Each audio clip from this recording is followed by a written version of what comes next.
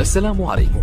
لا تنسوا الاعجاب بالفيديو والاشتراك في القناة تشجيعا لنا لنستمر بنشر المزيد إن شاء الله. السلام عليكم. موعد جميع مباريات كأس العالم للأندية 2023 هي على الشكل التالي: مباراة الأهلي ضد أوكلاند سيتي يوم الأربعاء 1 فبراير 2023 في تمام الساعة 8 مساء بتوقيت المغرب وتونس والجزائر، 9 مساء بتوقيت مصر.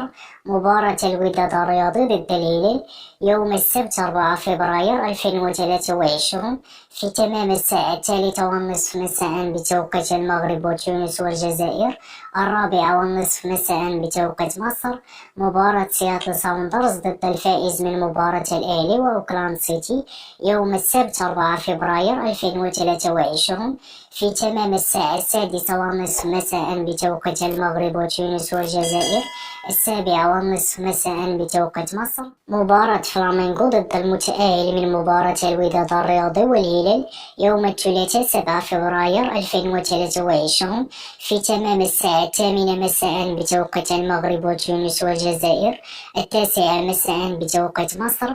مباراة ريال مدريد ضد المتأهل من مباراة ساوندرز والفائز من مباراة الأهلي وأوكلاند سيتي يوم الأربعاء 8 فبراير 2023 في تمام الساعة 8 مساء بتوقيت المغرب وتونس والجزائر، 9 مساء بتوقيت مصر.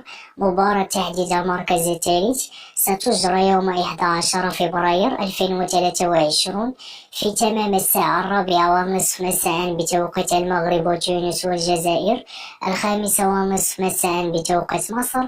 مباراة النهائي ستجرى يوم السبت 11 فبراير 2023 في تمام الساعة 8 مساء بتوقيت المغرب وتونس والجزائر، 9 مساء بتوقيت مصر. أما بالنسبة للقنوات الناقلة لجميع هذه المباريات فهما قنوات SSC الرياضية وقناة الرياضية المغربية.